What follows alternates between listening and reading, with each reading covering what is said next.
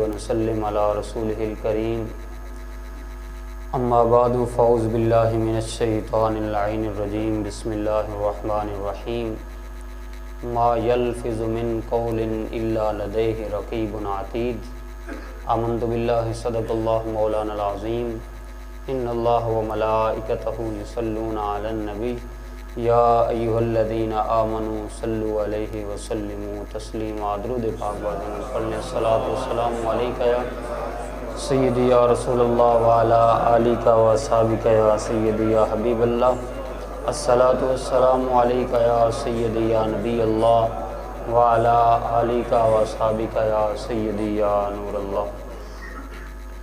اللہ رب العالمین کا کروڑا فضل و احسان جس کی توفیق خاص سے آج رمضان المبارک کی 9 تاریخ ہے اور 1445 ہجری کی صبح ہم یہاں غلامان مصطفیٰ میں حاضر ہیں۔ دعا ہے مولا ہماری یہ حاضری اپنی بارگاہ میں قبول و منظور فرمائے اور ہم سب کے لیے ذریعہ نجات بنائے۔ ارشاد فرمایا ما یلفظ من قول الا لدیہ رقیب عتید، کہ ہر وہ لفظ جو انسان اپنے منہ سے نکالتا ہے یہاں لکھنے والے بیٹھے ہوئے ہیں جو ہر بات کو لکھ لیتے ہیں۔ انسانی جسم مختلف اعضاء کا ڈھانچہ ہے، ان میں سے بعض اعضاء ایسے ہیں اگر وہ سنبھل جاتے ہیں، سنور جاتے ہیں تو انسان کی شخصیت سنور جاتی ہے، اگر وہ بگڑ جاتے ہیں تو انسان بگڑ جاتا ہے۔ حضور نے ارشاد فرمایا جسم کے اندر ایک لوتھڑا ایسا ہے اگر وہ صحیح ہو جائے تو فرمایا صلح الجسد کلہ، فرمایا سارا جسم ٹھیک ہو جاتا ہے۔ پوچھا گیا وہ کون سا ہے؟ فرمایا الا وہی القلب، وہ انسان کا دل ہے، اگر دل سدھر جاتا ہے تو پورا جسم سدھر جاتا ہے۔ حضور صلی اللہ تعالیٰ علیہ وآلہ وسلم کی بارگاہ میں عرض کی گئی کہ یا رسول اللہ ہم جنت میں جانا چاہتے ہیں۔ حضور نے فرمایا 2 چیزوں کی گارنٹی تم دے دو، جنت کی ضمانت میں تمہیں دیتا ہوں۔ صحابہ نے عرض کی یا رسول اللہ وہ کون سی 2 چیزیں؟ فرمایا ما بین حلیہ و ما بین رجلیہ، فرمایا وہ جو 2 جبڑوں کے درمیان ہے اور وہ جو 2 ٹانگوں کے درمیان ہے۔ فرمایا زبان کی گارنٹی تم دے دو، شرمگاہ کی گارنٹی تم دے دو، میں تمہیں جنت کی ضمانت دیتا ہوں۔ زبان ایک ایسی چیز ہے اللہ رب العالمین کے ہاں اس کو بڑی قدر و منزلت حاصل ہے کہ ایک انسان ساری زندگی گناہوں کے اندر گزارتا ہے، حتیٰ کہ کفر کے اندر بھی گزارتا ہے، بال سفید ہو جائیں اس وقت اگر وہ زبان سے کہہ دیتا ہے کہ لا الہ الا اللہ محمد الرسول اللہ، زبان سے یہ جملہ کہنے سے اس بندے کو جنت مل جاتی ہے، اس بندے کی زندگی کے سارے گناہ مٹا دیے جاتے ہیں۔ حدیث پاک کے اندر آتا ہے کہ ایک بندہ جب اسلام قبول کرتا ہے، کلمہ پڑھتا ہے، تو اللہ کا ایک فرشتہ آسمان دنیا سے نزول کر کے اس زمین پر اترتا ہے اور اس بندے کا وہ کلمہ لے کر کے بارگاہ خداوندی میں جا رہا ہوتا ہے کہ راستے میں ایک فرشتے سے اس کی ملاقات ہوتی ہے۔ وہ اس سے پوچھتا ہے کہاں سے آ رہا ہے؟ تو وہ کہتا ہے کہ زمین پر ایک بندے نے کلمہ پڑھا ہے، اسلام قبول کیا ہے، دین میں اسلام میں داخل ہوا ہے، میں اس کا کلمہ لے کر کے بارگاہ عزتی میں جا رہا ہوں۔ تو وہ کہتا ہے تم کہاں جا رہے ہو؟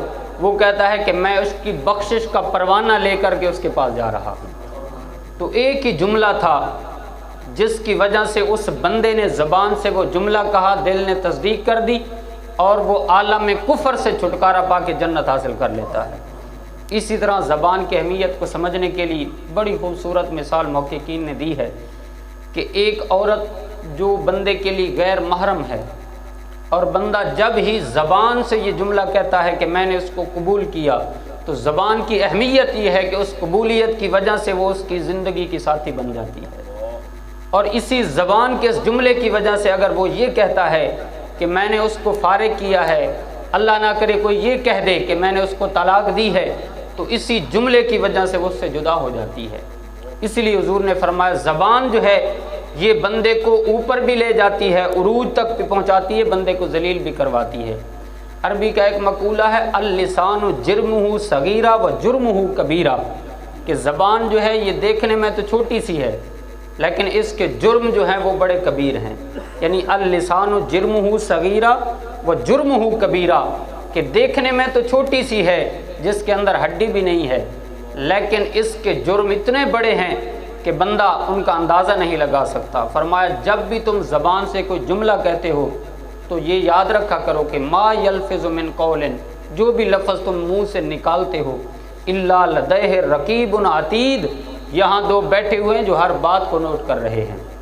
اس لیے کہتے ہیں کہ من سکت نجا، جو بندہ خاموش رہتا ہے نا وہ نجات پا جاتا ہے، جو زیادہ بولتا ہے وہ زیادہ غلطیاں کرتا ہے۔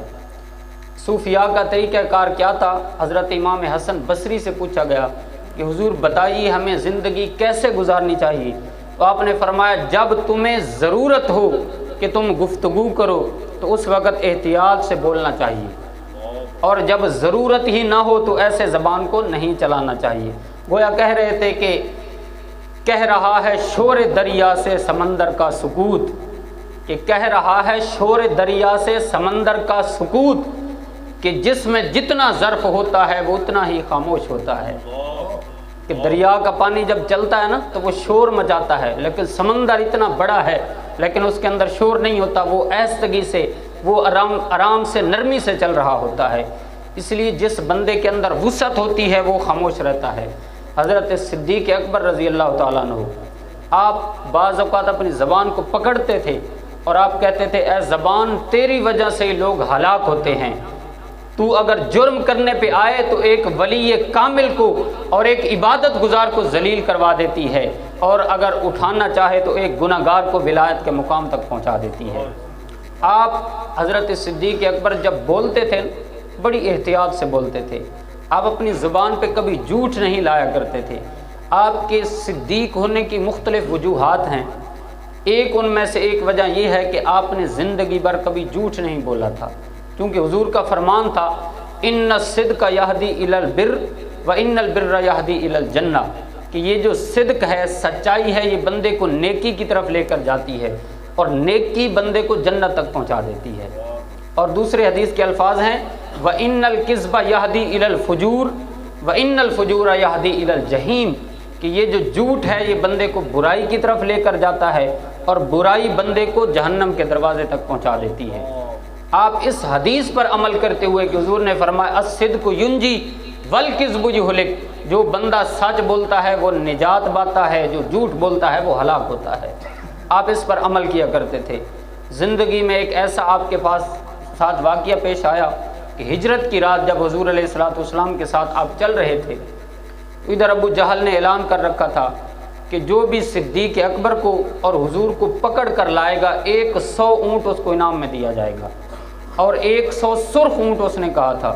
اور سرخ اونٹ عرب کے اندر بڑی اہمیت رکھتا تھا، جس طرح ہمارے دور کے اندر مختلف قسم کی گاڑیاں ہیں، اس طرح اس دور میں وہ اونٹ بڑی اہمیت رکھتا تھا۔ تو 100 اونٹ کا اعلان تھا، ہر بندہ لالچ میں مارا مارا پھر رہا تھا۔ ایک بندہ جو نہ حضرت صدیق اکبر کو جانتا تھا نہ حضور کو جانتا تھا، وہ اس رستے سے چلتا آ رہا تھا، اتفاقاً حضور اور حضرت صدیق اکبر سامنے آ جاتے ہیں۔ وہ حضرت صدیق اکبر سے کہتا ہے کہ آپ کون ہیں اور یہ آپ کے ساتھ کون ہے؟ تو حضرت صدیق اکبر اس مقام پہ کھڑے ہیں کہ اگر سچ بولتے ہیں تو جان کو خطرہ ہے، جھوٹ بولتے ہیں تو مقام صدیقیت سے نیچے آتے ہیں۔ اب دیکھیے اللہ کی مدد کیسے آتی ہے صدیق اکبر کے پاس۔ حضرت صدیق اکبر سوچنے لگے، ان دنوں عرب میں قافلے چلا کرتے تھے اور اس طرح عام شہرائیں سڑکیں نہیں ہوتی تھیں، وہاں کچھ مسافر خانے بنے ہوتے تھے جنہیں سرائے کہا جاتا تھا، وہاں لوگ موجود ہوتے تھے جو سارے شہروں کے رستے جانتے تھے۔ تو وہ بندہ جو شہر تک پہنچاتا تھا اس کو ہادی کہا جاتا تھا، یعنی راستہ دکھانے والا۔ تو وہ ہر مسافر خانے پہ، ہر سرائے پہ کوئی نہ کوئی موجود ہوتا تھا، وہ اپنی فیس وصول کرتا تھا وہاں منزل تک پہنچانے کی۔ تو حضرت صدیق اکبر کے دل میں خیال آیا کہ میں اسے کہہ دیتا ہوں کہ یہ میرا ہادی ہے، رستہ دکھانے والا ہے۔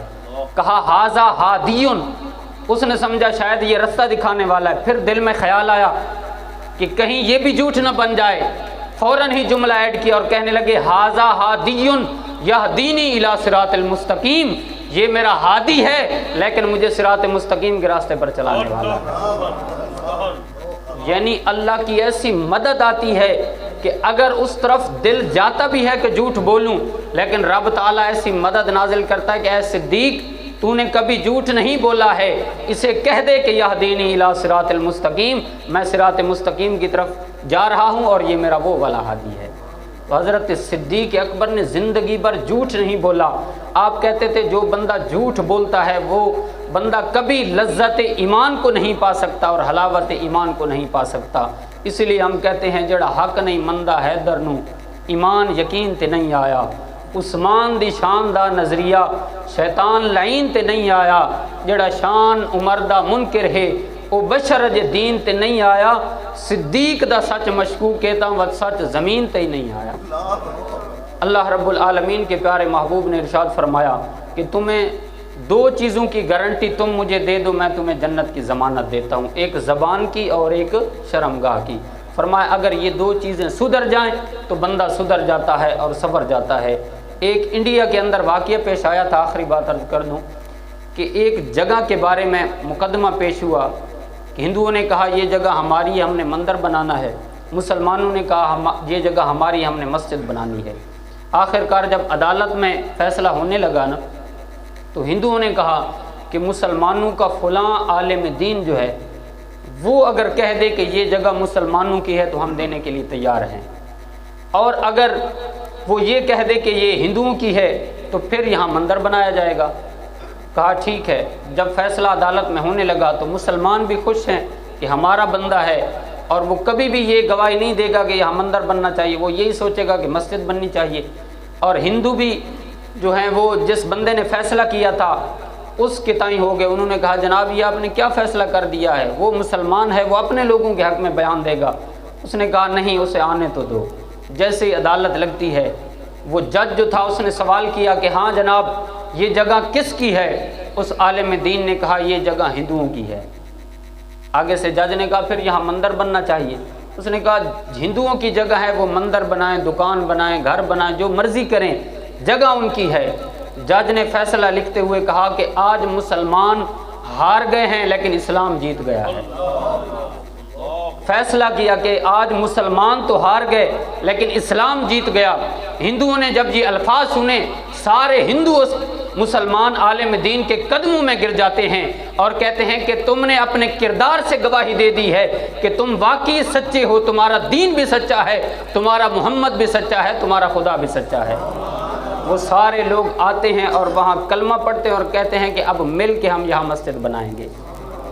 ہزار خوف ہو لیکن زبان ہو دل کی رفیق، ہزار خوف ہو لیکن زبان ہو دل کی رفیق، یہی رہا ہے ازل سے قلندروں کا طریق۔ جو بندہ اس طریق پہ چلتا ہے کہ اپنے کردار کی بھی حفاظت کرتا ہے، حضور کے فرامین کے مطابق چلتا ہے، تو پھر رب ذوالجلال اس طرح مدد فرماتا ہے۔ دعا ہے رب ذوالجلال ہمیں اپنی زبان کو سنبھالنے کی توفیق نصیب فرمائے اور حضور کے فرامین کے مطابق زندگیاں گزارنے کی توفیق نصیب فرمائے۔ آمین اللہم